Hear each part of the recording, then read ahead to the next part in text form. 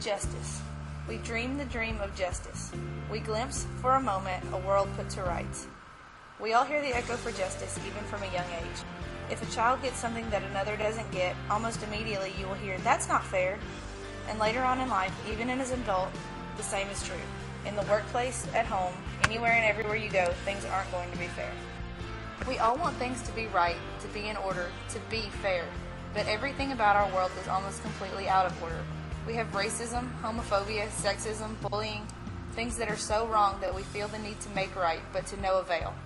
We make laws, we punish those who break the rules, but still, justice is hard to find in today's society. We all want things to be just, but at the same time, in ourselves, there is injustice. So why do we hear this echo for justice if we as a people are unjust? How can we have this longing for righteousness in the world if there was no one to give it to us?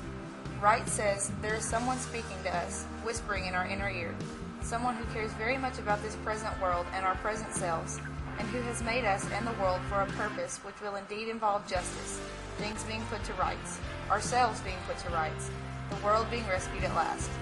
Namely, you are hearing the voice of God telling you what is right and what is wrong and calling you to pursue justice. Paul, in Romans 3:22-26, explains that Jesus died in our place to take upon himself the judgment we deserve, so that we could be justified and made right with God. This is the basis for our relationship with God. Living by the justice of God is an act of our faith. There is no difference, for all have sinned and fall short of the glory of God, and are justified freely by His grace through the redemption that came by Christ Jesus. God presented Him as a sacrifice of atonement through faith in His blood. He did it to demonstrate His justice at the present time, so as to be just and the one who justifies those who have faith in Jesus. In Jesus, the voice calling for justice came to life. Jesus brought justice to the world in His teachings and in His actions. He brought justice to the poor and the oppressed, although He did not come to judge, He came to save. His death justifies us as believers and makes us right in the eyes of God. And by rising from the grave, He overcame injustice in the world by defeating evil. Jesus' victory over death makes sense of our longing for justice.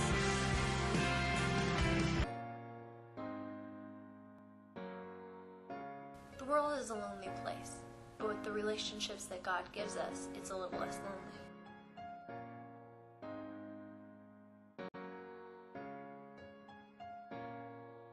God created humans to need to have relationships with his fellow man. There is a certain reward that comes along with the building and maintaining of relationships during our time on earth. God calls us to be in fellowship with one another, not only to praise and glorify Him, but to build strong relationships to help us reach heaven. There are mainly 4 groups of relationships that God has given us: family, friends, true love, and those within the church. All of these different relationships were given to us to bring us closer to each other and to God. Our families allow us a safe haven to go to when the world is too harsh. Family relationships should keep us grounded. Our parents teach us the values and morals which later guide us and lead our lives. Friends help us when we need someone our age to speak to. God understood the different age and generational gaps between people, so He allowed us to befriend those around us so that we could have them at our sides when we need them the most. There are also the people we speak to on day-to-day basis and as we go throughout our lives. God also knew the importance of companionship. He knew that everyone needed someone in their lives who they could trust and love. There's a secret, deep longing within all of our hearts to be with that one person to spend the rest of our lives with, to grow old with.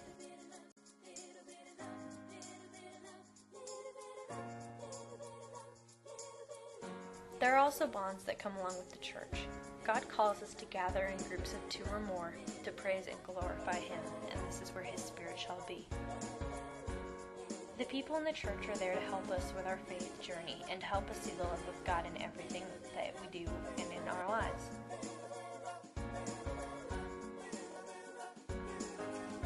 We all at some point in our journey with God need a shoulder to cry on, lean on. This foundation can be just what we need to get through rough times.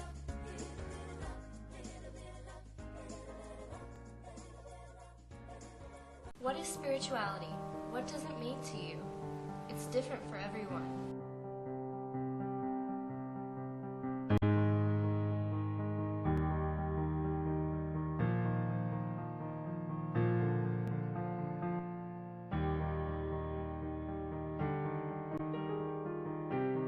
The general consensus is that it's a state or quality of being dedicated to God, religion, or spiritual things or values, especially as contrasted with materialistic or temporal things.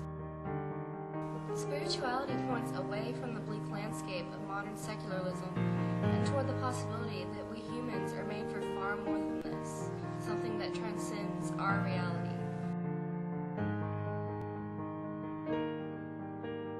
It's been said that the church can be used as the great lost and found department, of which some strive for spirituality.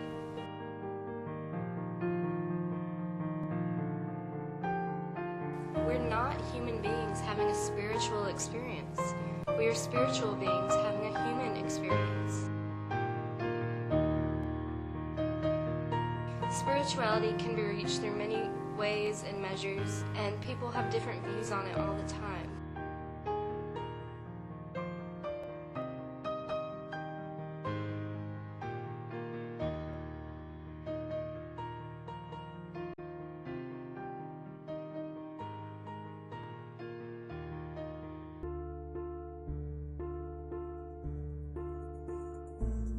Have you ever thought of the world as God's canvas?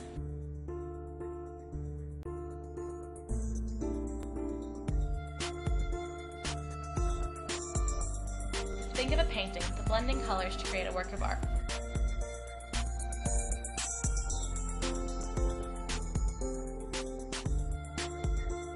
Have you ever thought about how every color, every shade, every intricate detail required a different stroke of the artist's brush?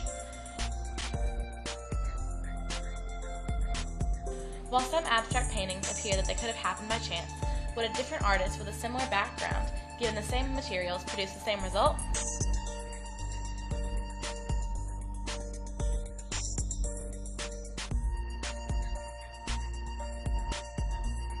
The answer is no.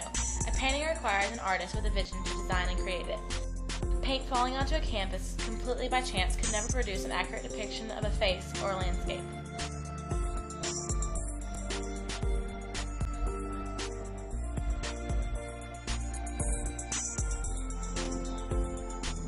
Have you ever, as you were taking a walk through the woods, or maybe stopped at a scenic overlook, had your breath taken away by nature's beauty?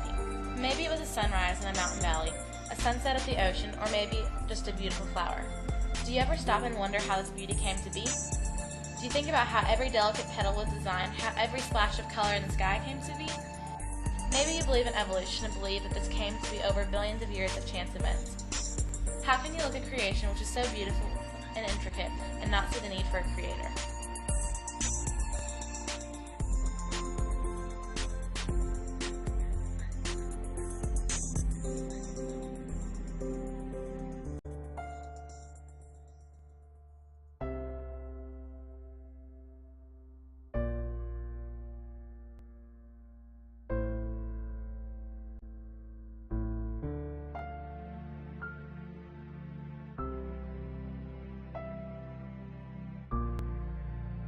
Have you ever wondered why beauty even exists in the natural world?